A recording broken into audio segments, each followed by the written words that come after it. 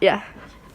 Okay, so today we are presenting the cerebrum, which forms the two cerebral hemispheres, which is split down the middle, or longitudinally, into the longitudinal fissure, which you should probably remember that because it'll come up later. It is the most superior part of the brain, so you have down here like your brain stem, and then also feeding up into it.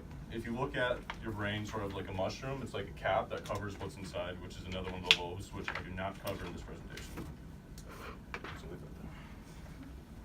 So if you were to look at that again, just look on your sheets.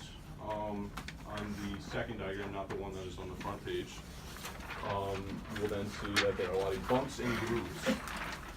The elevated ridges are the gyri, and the shallow grooves are the sulci. So it's kind of what gives us a shape, and then also a lot more surface area for all the different neurons that are inside the brain. In each hemisphere, there are three primary regions. You have your cerebral cortex, and then you have a white matter underneath that, and then these little protrusions of gray matter into the white matter. And the gray matter protrusions, those are the basal nuclei, which help regulate and refine, more specifically in the voluntary motor cortex, which has to do with instructions sent out to your skeletal muscles. Throughout the cerebral cortex, there are neurons that deal with speech, memory, logic, and emotional response, consciousness, interpretation of sensation, and voluntary movement.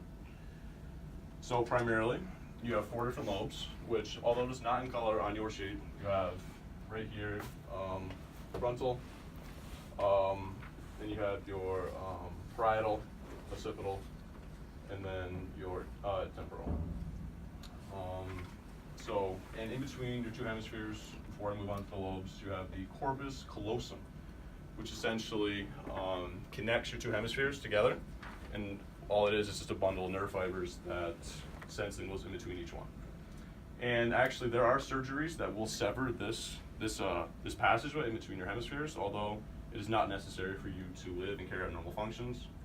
It is often severed, well, actually not often, very rarely, for surgeries in which there are very severe seizures. So they will sever this, and although in essence you'll have two separate brains, they perceive things differently, but it's still one consciousness.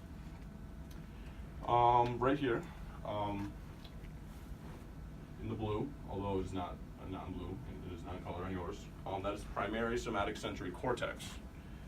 It recognizes impulses from your sensory receptors throughout your body, helps you recognize pain, cold, hot, some light touch, and in fact, the left side deals with the right side, so the left side of that part will deal with the right side of your body, and vice versa, the right will deal with the left. The primary somatic sensory cortex receives the impulse from your sensory neurons and sends it to your primary motor cortex, which is right here in the red. That is responsible for skeletal muscle movements. So, as I'm moving my arm up and down, it's getting sent to the sensory cortex of my brain, and then getting sent over to the motor cortex, and then sent back to my limb to move my arm. In that first diagram, if you flip back, you have the sensory/motor homunculus. And although typically you'll see actual appendages sticking out of the diagram, we use words just for the sake of this presentation. But if you look at each of the words on each side of the diagram, you can then see what specifically that part of the brain and each tissue that it deals with. So usually the bigger the appendage on a normal diagram will be the bigger that, or the more tissue that is devoted to that specific area of the body. And just to cover a few of the what I feel are more important functions of the brain, the visual area is located in the occipital lobe, which is that tiny little like dark area in the back of your head, or in the back of the brain. And then the auditory and olfactory, which olfactory meaning smell, is in the temporal lobe, which is kind of in the middle.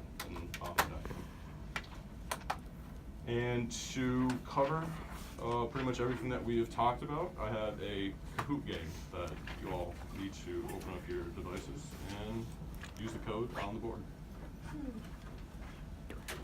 Yeah, you don't need to record that. Okay, bye.